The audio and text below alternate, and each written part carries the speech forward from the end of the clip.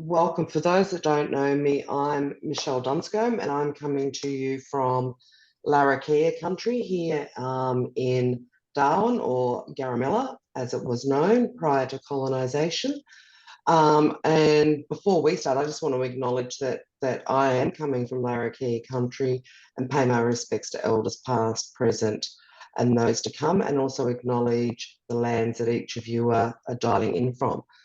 So I am the Australian-based trustee for IACD, so the International Association for Community Development, based here in Darwin. And I am also the vice chair of IACD. So I sort of hold two hats. And that's probably enough about me. I might just throw to you, Cissy. I think quick intro is a good intro. Yeah. Kia ora koutou. My name's Cissy. I'm a recent trustee to the International Association for Community Development, and I'm really excited to be working with Michelle. We've got some stuff that's happening for our members, and if you want to become a member, hit me up after the Zoom and we can talk about it. Otherwise, this is open to everyone, and it's called Raw Discourse. Unfiltered conversations on gritty topics. And so when we're thinking about that gritty topic and we're thinking about what's so important in the world now, of course, MosaicLab and their deliberative democracy just jumped straight out at us. So I'm going to hand over to Keith, who so generously has given his time for this next hour for us to be able to participate and find out a little bit more about some of these deliberative democracy processes. Oh, great. Thank you, Cissy and Michelle. Now, everybody, you're about to be talking to each other. So those with videos off and mics off, get at the ready and get them on, please, or you're going to be talking to blank screens, which will be deeply annoying. So you've got about a minute or two's warning. So that's Eric, that's you, and Asma, and John. And I can see Lisa and Rachel are still struggling to connect, but we're going to be, this is a conversation hour. So we'll certainly be chatting to each other. Don't worry, you won't be talking to me too long. Let me just do a couple of little get started. I'm dying to find out where you're from. And I'd love to know where you're hailing from in the chat line. So I'm sure you're expert on Zoom. Get on the chat line. Where are you calling in from? Let's hear it in the chat line, because it sounds like we're a pretty diverse group. I'm in the southeastern part of Australia today, right now, and so Tiana Katu Katoa to our New Zealand colleagues. And I would also like to add my acknowledgement. I thought by way of sharing today, given the spirit of sharing, I wanted to acknowledge this artwork that you've got in front of you on screen at the moment. It's from this wonderful lady, Raquel Cairn. Raquel and myself and my colleague facilitated all our traditional owner groups across Victoria, the state of Victoria, for 3 days earlier this year. And we had a great time, and she gifted us an artwork at the end of it.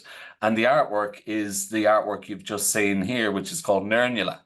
And Nernula is all about deep listening, it's called. So Jajarong for deep listening. So those little circles of coming together and connecting, very relevant for all the work you do. And that white thread is the complex line we all walk in doing our work with communities in many different guises and settings.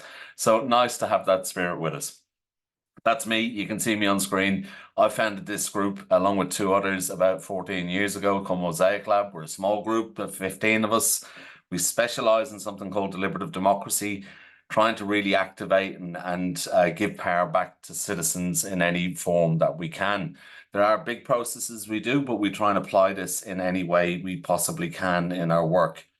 A little bit of context. I'm going to give you some links and resources as we go, so don't panic about getting this, and I'm happy to share anything we do here today. I know you're coming to this armed and experienced, so I'm not assuming you're an empty vessel here, so we'll explore this together. I'll share what I can, and I'm sure you can help build on it. Some of the stuff we're bringing, we've published a lot of our work. We set out about 12 years ago to try and do this work full time, and now we're doing it full time 12 years later. And we thought, well, the best thing we could do after a decade is publish it. So we published it and gave away everything. A copy left. Philosophy in our work. This work is hard. The more we share and learn together, the better. So we have shared all our resources. We have a hub, which I'll give you a link to. You can go and get umpteen resources in that space as well. A couple of other things. We are affiliated to IAP2, which you may or may not be familiar with. Similar to your organization, International Association of Public Participation. So it is a global entity. I'm a trainer with them, so is one of my colleagues. We're also affiliated and members with a group called Democracy Research and Development. They're an international collaboration, mostly of researchers, but there are people like myself and others that are in that space as well. And again, I'll give you links to that because there's oodles of resources on these spaces. So that's just some of the highlights of the materials we'll share. Here's the purpose I've got for the next 50 minutes and 16 seconds. We're going to make the most of it together. I'm going to try and pack in about 3 hours worth of work. So a bit of an introduction to the practice of deliberative democracy. Now, I don't know you, well, from what I can see on the list, you could well be seasoned experts. So please add in and help me out with this as we have these conversations. A couple of practical things. I'm doing lots of stuff. I know Cissy and Michelle will help, but I'm wanting to join in as participants too. I have stuck my phone line in there, so if you get really stuck, you could always text me and I'll try and do the best to support you.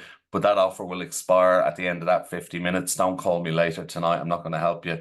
We're going to use something called Group Map. We're going to do a bit of work together. Now, has anyone used Group Map before? Give me a bit of a wave. It's a really nice little system. It's developed in Western Australia. The link is in the chat line.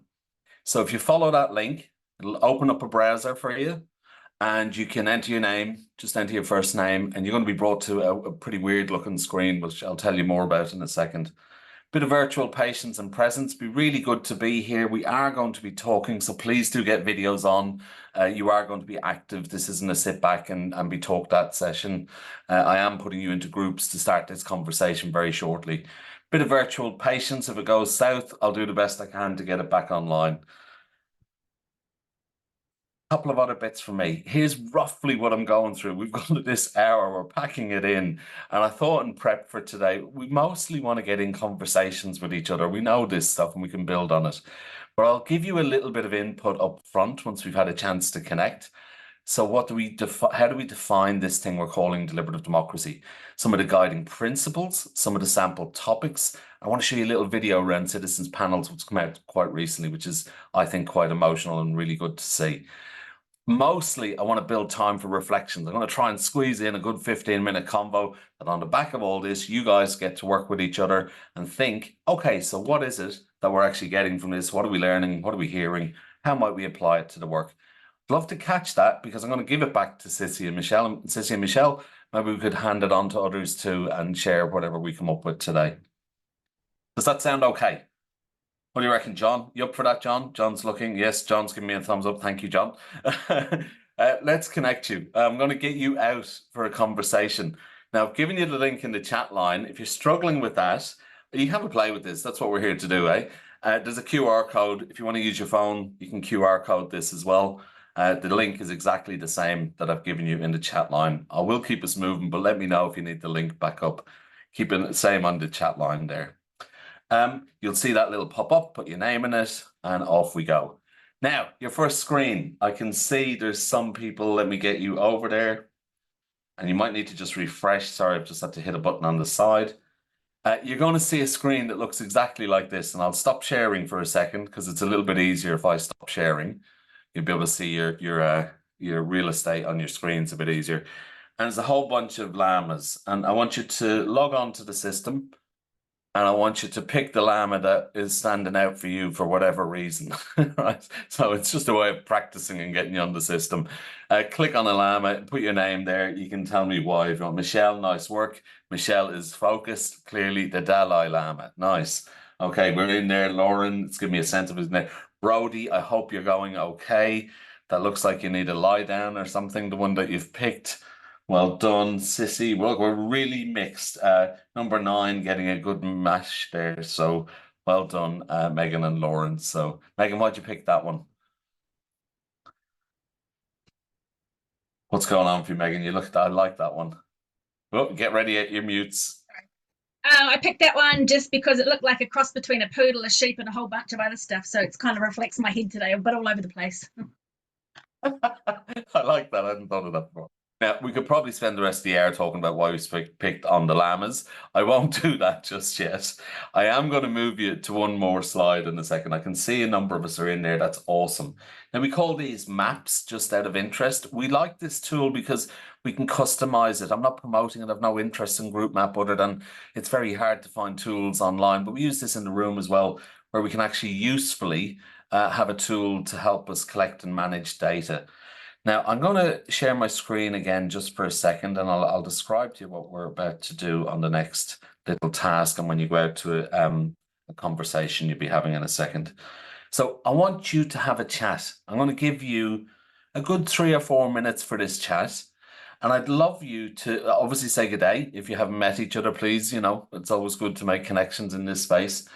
And I'd love to catch one thing you're wondering about deliberative democracy, because I could bang on about this for weeks, right? And I'm trying to stay focused. So in your conversation, I'm going to bring you to a new map. The map looks exactly like this. You just get to click on it. You get a little tile will pop up and write the one thing you're wondering about. Now, I'm only giving you one thing because there's 14 of us. And that's a lot of things to be wondering about and trying to cover in this time. So talk to each other first. You'll see what everybody else is writing. If you like what they've said, you can hit it a like or give it a comment. I'm going to take a moment or two to review them as we progress through the session and hopefully try and address as many of them as I can. Does that sound okay? I'm going to get you out. I'm going to move you over to that. So here we go. Now it's refresh. And remember, you've only got one shot at that. So maybe hang fire for a second. You'll see it's pretty easy to upload a comment on there. And I'll get it. I can see I'm having a little bit of tech issues on that. So I will load it up in a second. Just give me about 1 minute when you go to your breakout and I'll just refresh the screen. But I'm going to put you out into breakout rooms. Let's get you out there now. And we'll give you about 5 minutes. So just focus on saying hello. And just to give me a chance to fix up that screen, just note down what the wondering is. And when you come back, I'm going to ask you to write it. I'll give you the link fresh. You ready? 4 minutes. Make the most of it. A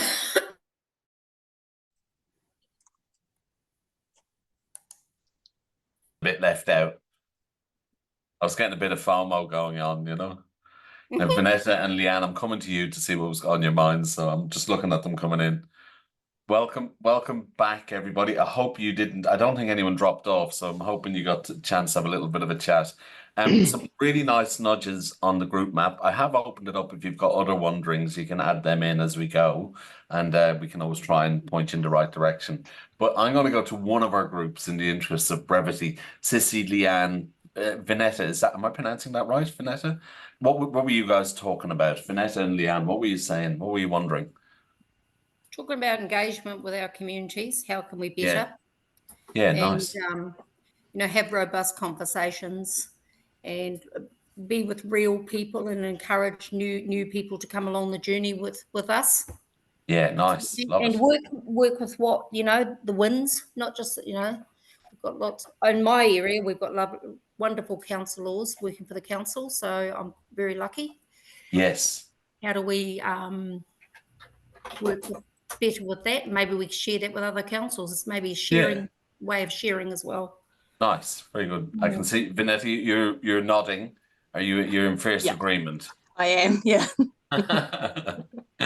All right, good. So that kind of curiosity about, well, how might we use it and bring it in? Let's try and touch on some of the principles. And certainly, just to talk to that for a second, we try and use this work to encourage what we call curious conflict. So it's okay to have conflict. The reason we're doing this stuff and it's hard and we're taking the effort to do it is because if it wasn't, we wouldn't bother doing it. All right, we just carry on and make some decisions. So when we come together, we need people to have curiosity in their conflict, not just, take a position or get locked, but let's go further. Let's look at our interests and let's go deeper again and explore our values. And then maybe let's build on that. And what can we do together to better our way forward? So that's certainly some of the drivers we're coming from personally with this. I can see those comments. I'm going to have a look at them when I'm showing you some content just to help with my thoughts and steering some of the data that I give you while we're talking here today. But I do want to give you some of those high levels, which talks to some of the points you're raising. I'm starting right at the 101. So what is it we say? What do we mean by this term deliberative democracy? Now, this is a bit of jargon. I wouldn't necessarily put it in this phrase publicly, but I'm using it to help. This is technically what we mean by it. So what is it about? Well, it's a long, careful consideration or discussion, deliberation. Public deliberation, used with democracy attached to it, describes a group of everyday people. That's really important, and we've already heard it. Thank you, Leanne. That sense of everyday people, people I can relate to, people like me, that we can get to come together, consider relevant facts. So we're in a data overload world. You know, how do we work through this? How do we get the information we want or need to help us with conversations from multiple points of view, not just mine, but weighing up for the vast majority of us? Identifying options, coming to a group decision, talking about high levels of agreement, not Brexit. No Brexits in these processes. We want 80% and higher levels of agreement, or it stays on the edit room floor. You know, we're looking for high levels of agreement. And where we can't get it, we're really understanding what the differences are we have to keep working on. One of the underlying tones of this, a group is randomly selected through independent processes, descriptively representative of a population or a community. So it's not an exact mirror, but it is saying, yeah, you know, broadly, geographically, age, identity, maybe some qualifiers. Yeah, that's kind of like who we are, isn't it, as a community in this cohort? So we want that people we can relate to in that way. In IP2 terms, I'm not sure who is or isn't familiar with IP2, but they talk about public participation spectrum. We'll have it in the States as well. It's an international model, well known. We're really talking at the right side of the spectrum, high influence, not for everything that we do. However, that said, in our practice, we do lots of stuff that's all over the spectrum, you know, informing people and consulting with people. And we do try to embrace the principles to improve our work wherever we can.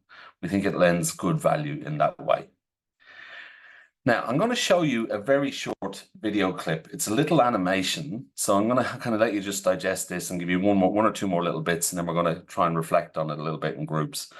So the video clip, as a colleague of mine put this together, just a really short one, and you'll be able to access all these materials on the hub link that I give you later as well.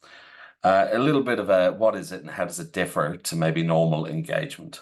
So I'm hoping we can hear it when it comes up. Okay, you'll just give me a nod. Hang on, I'll get going. Just make sure I've got the volume up for you. And somebody just give me a thumbs up if you hear this, okay?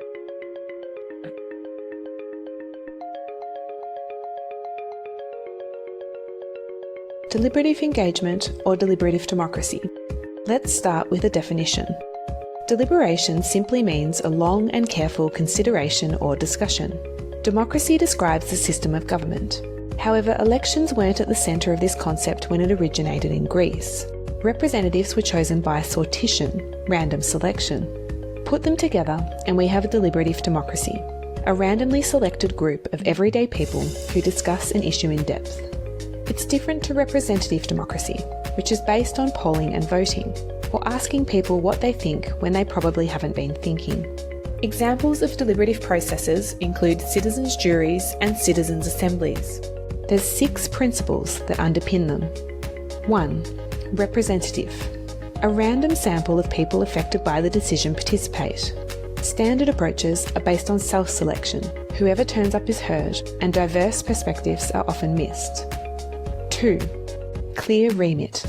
Participants respond to a remit or primary question that goes to the core of the issue, shares the dilemma, and promotes open discussion. Standard approaches often involve asking a number of low-level questions that relate to smaller parts of the issue. 3. Information. Participants consider in-depth information and evidence from multiple sources and can request and access further inputs. Standard approaches offer limited information, usually provided by the organisation. 4. Deliberative. Participants deliberate over 3 to 5 days. Everyone takes part in discussing the issues, considering ideas, and weighing up options.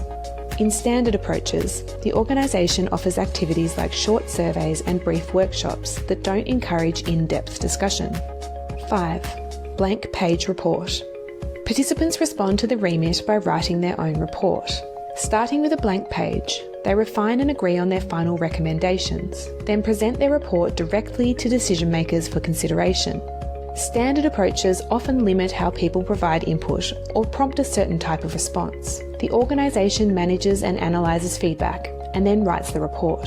The meaning behind people's comments is often lost in translation. 6. Influential. The group's report has a high level of influence over the outcome.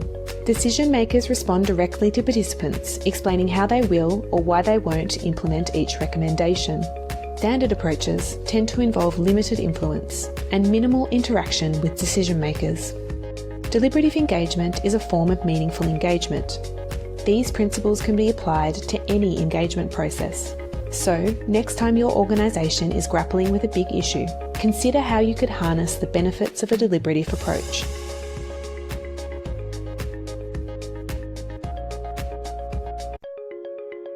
We won't go again on that. Okay, nice. We had a number of principles put up there to try and highlight some of the core elements that we worked in. Now, I'm actually going to give you a handout. I'm hoping maybe I can't upload. Don't know if I can upload in here. So I might have to send it to you as a separate piece, Cissy, if that's okay, but we can get it from our hub as well. So we'll give you all materials to cover this, but let's just quickly recap on some of them. When we did that animation, we hadn't been part of the international network, and we certainly covered off things like the principle of influence. You know, if we're doing this, it's got to be worthwhile. This is stuff that takes a lot of time, a lot of effort, and a fair bit of impact. So, and it's scalable. We can go smaller and, you know, more cost effective, or we can go really big. Some of the processes we've worked with and are working with go for years. They can go for years. There can be hundreds of people involved, or they might be short and sharp over a weekend. But they must have influence. We're not trying to do something just for the heck of it. We're trying to make some really gnarly decisions or choices. We heard in the little animation about it being deliberative. We want to give people time to think before we ask them what they're thinking. I love that line, you know. How many times have you been asked or noted, hey, listen, I'm knee deep in this really complex issue for the last 4 years. Tell me what you think we should do while you're carrying your shopping back to the car, please. You know, no, I'm not going to do that. So it's really about, let's slow down.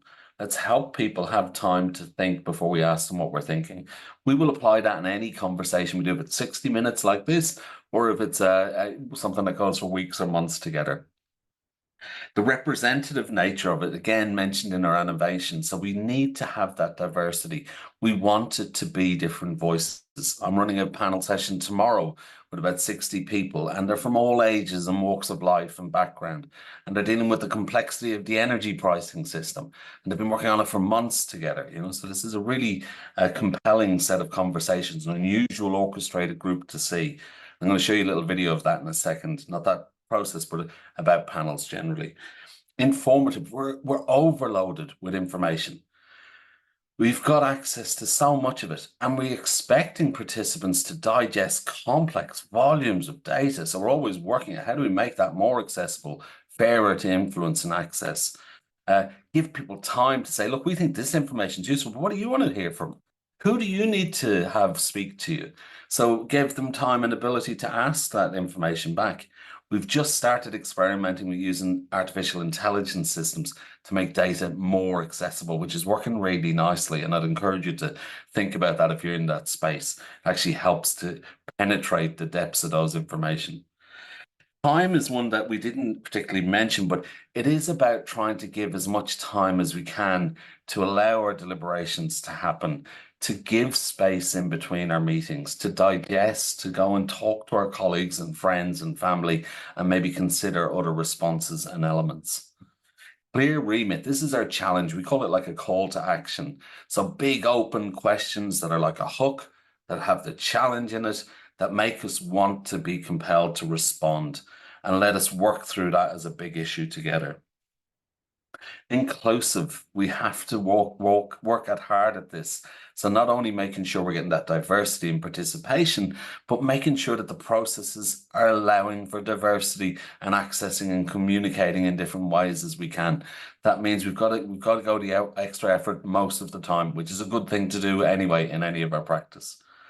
blank page report. When we enter and start into a process, we're very clear with the sponsoring agency that we are not going to influence which direction the group go in.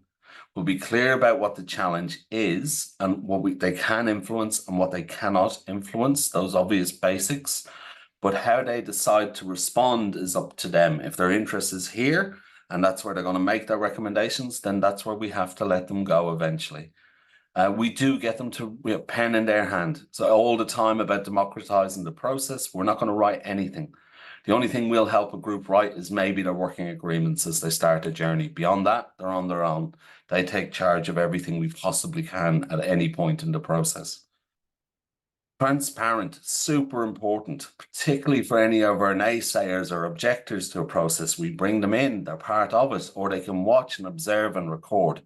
We've even gone to the extent that where we know processes are so controversial and are likely to be sabotaged by observers, we'll have probity witnesses recording and reporting back on it independently, or expert evaluators doing that as we progress.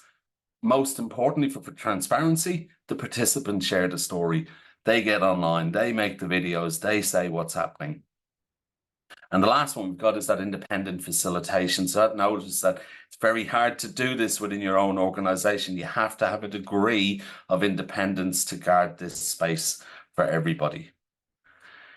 You may be, I've just got a couple of more little slides and I'm going to get you out to kind of stop and just digest this for 15 minutes again together. You may be familiar with this model. It's from Sam Kane. I love Sam's work. It's a great book, that big, I've got him on my third copy of his facility, well, I can't remember the title of it offhand, but that participatory decision making. It's got a fabulous book, really practical book. And Sam talks about the ground zone. So this idea that we're trying to get our opinions and our ideas to diverge, to collect as much viewpoints as we can, and then bring in some space around the middle to have that, what he calls the ground zone, and others have more calmly referred to it as growing zone. So that's where we sit in our deliberation spaces. Well, let's weigh up all those different viewpoints and ultimately, what are we converging on as far as our ideas and recommendations might go? So very relevant for this work of deliberative democracy. Topics is endless. I thought about sharing some. I've got about 6 on the go at the moment, and they range from giving primary healthcare access to cold communities, to the price of water, to energy supply, to other health and dying well systems, or council planning, or strategic plans, asset plans. You name it, it's diverse and applicable in many, many different guises and settings. I'll stop on that. I'm going to stop sharing this one. It's just one more video I want to share. And then I would love you to have a chance to just go and reflect on this and think about, from what you're hearing, what are you learning, or what are you maybe inspired by, or what are you maybe going to do next with this kind of thinking. I'm going to come around and visit you in the groups as well to divide and conquer. But before I do that, I just need to do a little bit of a juggle. And I'm going to try and get, this up here. No, it's not going to work. I'll just try. I was trying to get the principles up for you, but I'll just do it as a snip and see if that works. Just the Zoom won't let me put it in, but we'll try and get it in as a picture. Not there. Okay, good. I will show you one other thing then while we're waiting. There is a number of groups that play in this space, and I'll give you the links now because I want you to have a minute while you give me some space to do some tech juggling in the background. I'm going to give you links to Air Hub, which you'll be able to find the principles on there and download them. And there's a whole bunch of links in there. There's the Democracy Research and Development website, which is an international website, about 300 organizations and individuals around the world doing this work. We get together every year somewhere in the world and share as much as we can. You'll also see a group called Change Politics. They're very active in this space, and they're linked closely to another group called New Democracy Foundation, which again, you may or may not have heard of. But New Democracy Foundation are a group that kind of champion and advocate for this practice internationally. Recently, they did a really cool video. And the video that they did, I'm going to show you this, and then we're going off into our final little breakouts for today. Because I want you to have a chance to just chat about this and see what else comes up. But the video they did was made with a whole bunch of people who have previously been on citizens panels. And they got the media reporter Andrew Denton to do the narration on this, which is really nice. Talking to, well, what is a citizens panel? What does it actually look like or feel like? So I'm going to line that up for you to listen to in a second. And just doing our final little bit of juggling here. Okay, good. I've got us ready for that. I'm just going to show you a little video clip. It's only a couple of minutes, but this is a lovely piece to give you a feel for, because at the heart of this is people, real people. So these are people that you'll see that did participate in a panel process. And the nice little narration you'll hear is, well, what does it actually look like, this group of people? And what's the powerful element of it? So let's take a look at this together. Hopefully, again, just give me a thumbs up if you can hear this as it comes through. We live in a time of increasing division, where it's easy to put people into boxes. There's us and them. There's those of us who have and those that don't. Those we tend to trust and those we tend to avoid. There are the newer Australians and those who have always been here. Welcome everyone. I'm going to ask you some questions today. Some of them might be a little personal, but I appreciate you answering them honestly. Who here grew up with a Hills hoist in their backyard?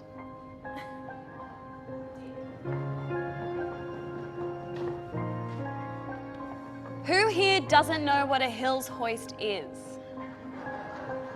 And then suddenly, there's us. We who have struggled with depression. All of us who love to dance.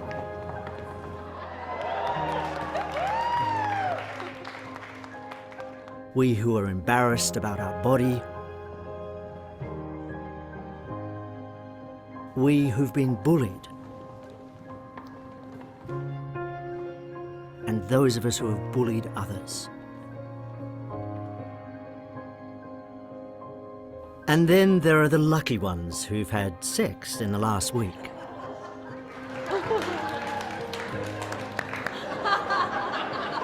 And just a show of hands, who here's jealous?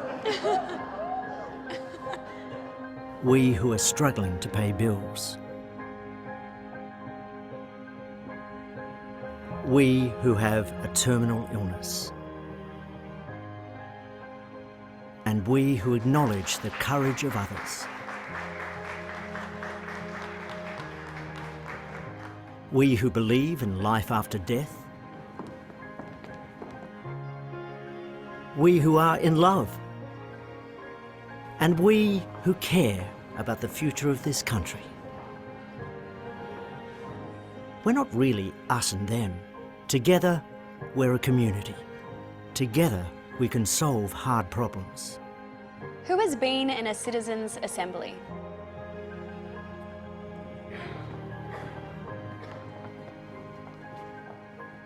And a show of hands, who doesn't know what a citizens' assembly is? Citizens' assemblies bring people together from all walks of life and give them time and information to find solutions to our most important challenges. They help us transcend division to find common ground. This is what our democracy should look like, and with your help, it can. Together, we can change politics. Support more citizens' assemblies by signing your name at our website. Very, very powerful stuff there. Amazing to see something like that. It makes me very teary when I see that. I know a lot of the people in there. Some of them I've worked with 8 years ago, and they've come back even after 8 years to help us with helping other panels. So very transformative for a lot of people that experience these things as they go through their journey in life, and certainly changes the way they think about citizenship and our role as citizens. We are rapidly running out of time. I want to get you into a conversation. I know there's probably just a scratching the tip of the iceberg here, so to speak, but I'm going to put you into I'll try to mix this up a little bit, into some new groups, and I'm going to threes and fours. And what I'm going to ask you to do is just take a breath, okay? Talk to each other. We've been banging on a little bit now, about 44 minutes. And I want you to just think about, what's standing out for you. So I'm going to bring you to a new and final group map. Don't worry about doing the group map if you don't feel like it and you just want to chat to each other. That's totally fine too. The group map's really simple. I've brought us to something called head, heart, hands. So what are you hearing? Is there anything in what we've said over the last half hour you think, oh, I didn't know that. That's interesting. I'm learning something here. Or is there something about what you've just heard or seen that you feel a bit inspired by? And if so, what is it you're going to do as a consequence of giving up whatever time of day it is for you at the moment in the vast spectrum we're in for this hour of your life? What are you going to do beyond this session? So let's go. I'm going to give you a good 10 minutes, and we've got 5 minutes left. Cissy, I'll come to you for any next steps or announcements you want, but we'll spend a few minutes just popping some comments or reactions and what thoughts bubbled up for us in that conversation. If you refresh your group map, it's the same link. It'll be in a new map now. You'll see like 3 little columns, and I'll probably pop around as well, but please ignore me when I pop up on screen. Don't let me interrupt your combos. I'll see you in a little over 10 minutes. There was nobody coming back. It was like, it's always hard to squeeze in at least a conversation. I'd love to hear your voices. I've banged on enough for a facilitator, so I'm going straight to one of the rooms. And Asma, your comment stood out for me. I saw in there. So give us a flavour. What was coming up in your room, learning or inspiring or doing next? Yes, Asma, you're reporting back. She was trying to get me to volunteer to report back. I guess we talked a lot about the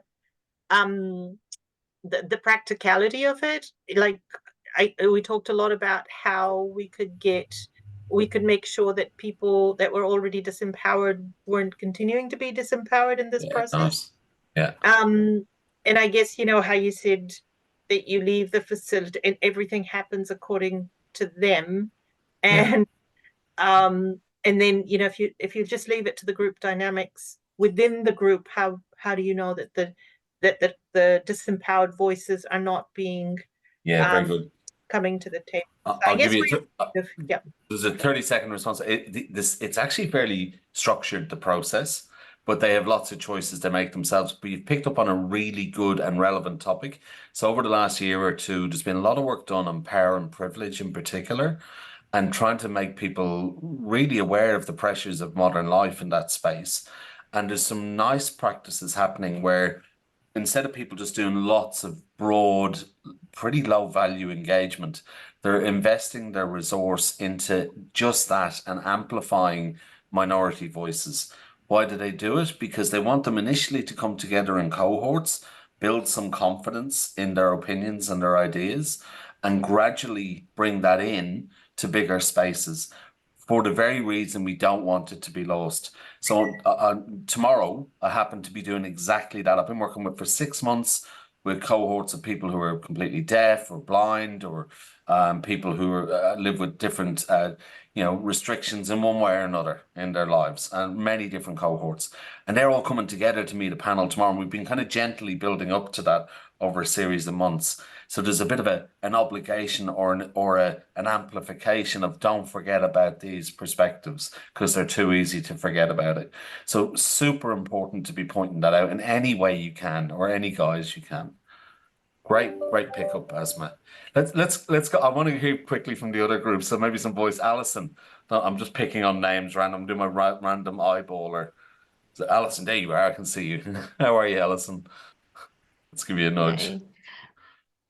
Hi. So I more listened in the conversation, really about how this looks like when you Michelle highlighted how this looks like when you think about communities where the people showing up aren't necessarily looking to make the decision. They need to go back to their community and dialogue.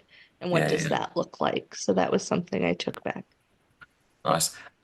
Cissy and everybody, I'm conscious of our time, so I am going to kind of bring it to an end. And I'm looking to Cissy or Michelle. Is there any thank you first off for me? That you could just answer that, because I think that's a really pertinent question. When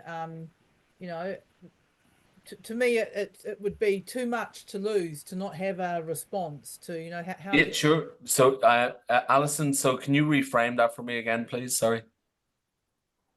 I was just trying to honor our time, Cissy, of ending on time for everybody. Yeah.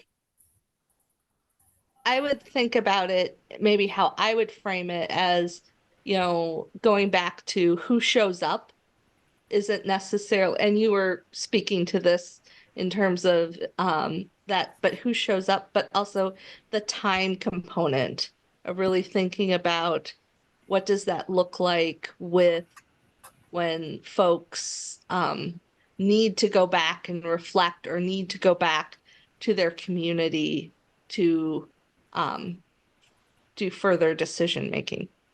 Yeah. I'm hearing it as a comment, Cissy. So maybe Cissy, you want to frame a question. So I'm not hearing it because yes, time is factored in. For people who come from a cultural background where they're not able to make a decision without going back and working. Yeah, definitely. Yeah, good. It's paced. Sorry, thank you. It's paced out over time, and particularly. So I've got two groups at the moment that are from probably 12 different cultures working together, and some have intergenerational challenges in that space. Some have gender or identity challenges in that space that we have to gently work through. So we do factor in breathing space in between that. So allowing them time to, you know, introduce what we need to do, figure out together how do we need to do that, what else do we need to put in place to make sure we are getting that. So the time principle is really important. This isn't a, hey, let's rock up and knock it out in 2 hours. This is a, let's build a system of conversations, whatever that looks like for you, you know? So it could be that it pans out over a series of months or days, or but breaking it down, allowing that time to digest and go broad and come back, super important. Also making it really easy for people to give feedback. So we've got to think of different literacy rates when we're doing this as well, not be reliant just on data inputs like this. This is like a group map, you know, we're pretty proficient in this at this group, but more commonly using video and actually using translation and transcribing services with AI to enable us to do that. So it's cost effective, because it used to be really prohibitive, you know, where you get that and you got to do translations or across. Now we can instantly put up content, have it in any language we want, and allow people to do the same back in response and download and digest that using those technologies, which is just extraordinary for us. It's kind of changing the game. Cissy, I hope that does it. I am going to bring us to a close because we have gone over time. So I'm very happy to hang on if people have got questions. I've got another 15 minutes or so, but we'll do a formal close. So thank you, everybody. Cissy or Michelle, back to you. Is there anything you wanted to say to the group? Michelle? Just to thank you all for joining us. I've put a couple of links in the chat. Of course, we always encourage people to become International Association for Community Development, or IACD members. So I've popped the link there. Cissy and I are hosting meetings, this raw discourse gatherings, which are open for anybody to join. But then we also do host some member-specific conversations and encourage members to share the work that they're doing in the community development space, so that we can learn from each other. So please feel free to reach out to us, to either of us at any time. And it's great to see some familiar faces, that's, you know, people that I haven't seen for a little while joining us, which is great. So thank you all. Go well, enjoy the rest of your day, and have a lovely weekend. So thank you all.